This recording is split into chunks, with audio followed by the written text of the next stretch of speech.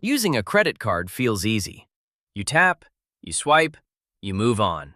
Nothing feels different afterward. No weight, no emptiness, no signal that something is gone.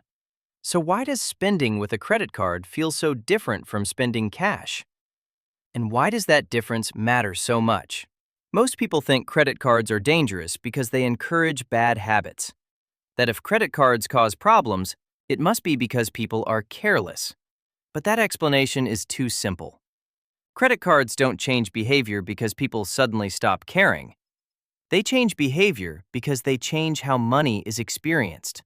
To understand this, we need to look at how money feels, not how it works on paper. Imagine paying for something with cash. You open your wallet, you see the bills, you hand one over. Something physical leaves your hand. Your wallet becomes lighter. You can see the space where the money used to be. Your brain registers the exchange. Now imagine paying for the same thing with a card. You tap. There's a sound. The screen flashes. And that's it. Nothing leaves your hand. Nothing looks different. Nothing feels smaller. The purchase happens, but the loss doesn't. Your brain is very good at noticing physical changes. It notices when something is removed. It notices when something feels lighter, but it struggles with abstract loss. Numbers on a screen don't feel like money leaving.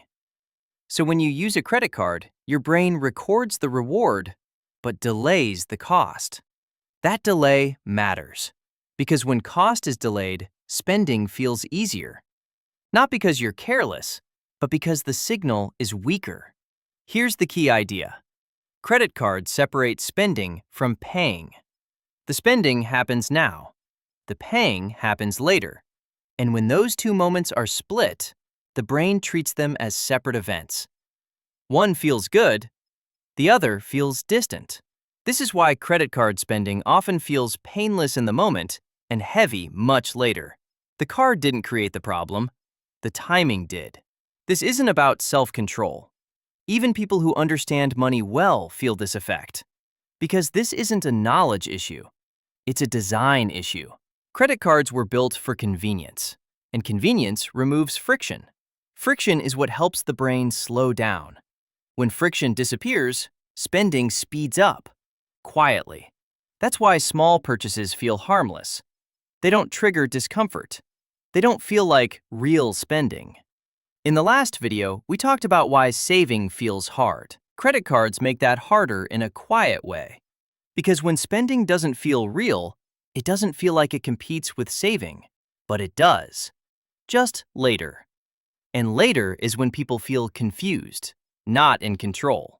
Eventually, the bill arrives. Suddenly, many small decisions appear all at once. And now the cost is visible. This is when people say things like, "I didn't realize I spent that much." Not because they weren't paying attention, but because attention was never triggered. The card worked exactly as designed. So here's the simple truth. Credit cards don't feel like real money because they remove physical signals and delay consequences. That doesn't make them bad, but it does make them powerful. And anything powerful needs to be understood before it's trusted. In the next video, we'll talk about why small purchases add up faster than people expect, and why the math isn't the main problem. If this explanation made credit cards feel clearer, comment "clear." Not to judge your habits, but to remind yourself that confusion around money comes from systems, not character. Money decisions don't just live in numbers. They live in timing, signals, and how our brains experience cost. Once you see that, money starts to make more sense.